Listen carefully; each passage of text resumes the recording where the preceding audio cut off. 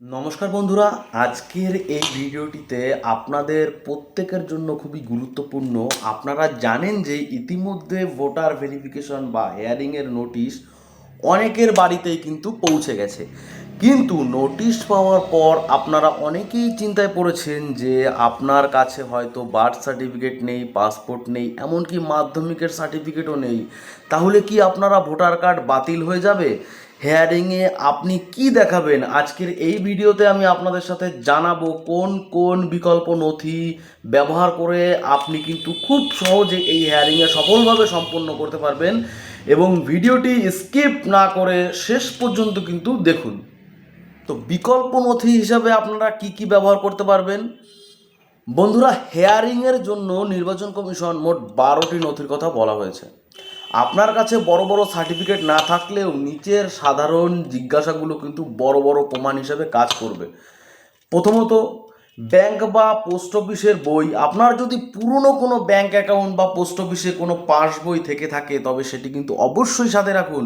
এটি আপনার ঠিকানা এবং বসবাসের প্রমাণ কিন্তু হয়ে দাঁড়াবে, এক সময় কিন্তু বিশাল বড় প্রমাণ হয়ে আপনাদের কিন্তু দাঁড়াবে।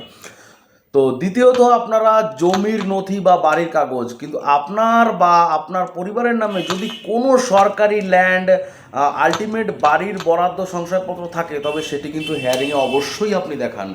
তৃতীয়ত, আপনি কাস্ট সার্টিফিকেট দেখাতে পারেন। আপনার যদি এসসি বা এসটি বা ওবিসি সার্টিফিকেট থাকে তবে সেটি একটি ভ্যালিড ডকুমেন্ট হিসেবে কিন্তু গণ্য হবে। তারপরে চতুর্থ হচ্ছে, পুরনো যদি ট্যাক্স রসিদ আপনাদের যদি থেকে থাকে, পঞ্চায়েত বা পৌরসভা এলাকার যে পুরনো ট্যাক্সের রসিদ থাকছে সেটা কিন্তু বসবাসের জন্য প্রমাণ হিসেবে কাজ করবে।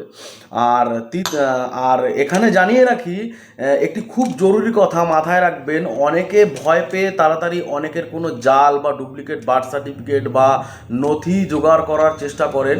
এটি কিন্তু একদম করবেন না। হেয়ারিংয়ে সরকারি আধিকারিকদের পাশাপাশি মাইক্রো অবজারভার হিসেবে অভিজ্ঞ অফিসার থাকছে। কোনো জাল নথি জমা দেন এবং সেটি যদি ধরা পড়ে তাহলে আপনার ভোটার তালিকা থেকে চিরতরে নাম কিন্তু বাদ হয়ে যেতে পারে। আইনি সমস্যা হতে পারে। তাই আপনার কাছে যদি অরিজিনাল নথি আছে তো তাই নিয়ে নির্ভয়ে হেয়ারিংয়ে যান। আপনি যদি নোটিশ আসে তবে প্রথমে আপনার এলাকার বিএলওর সাথে কথা বলুন। অনেক সময় বিএলও অ্যাপে আপনার যে বা পুরনো নথির ছবি আপলোড করে দিলে কিন্তু হেয়ারিংয়ের কাজ অনেক সহজ হয়ে যায়। আর হেয়ারিং এখন হবে তখন আধিকারিকরা যদি জানতে চায় আপনি কতদিন ধরে এখানে আছেন তবে আপনার পুরনো পরিচয়পত্র, পরিবারের বড়দের ভোটার কার্ডের লিঙ্ক দেখিয়ে দিন। তো বন্ধুরা, আশা করি আজকের ভিডিওটি দেখার পর আপনাদের দুশ্চিন্তা থেকে কিছুটা কমেছে। কিন্তু আপনার কাছে কি নথি আছে বা কোন নথি নেই তা কমেন্ট বক্সে লিখে জানান, আর আমি আপনাদের সাহায্য করার চেষ্টা করব।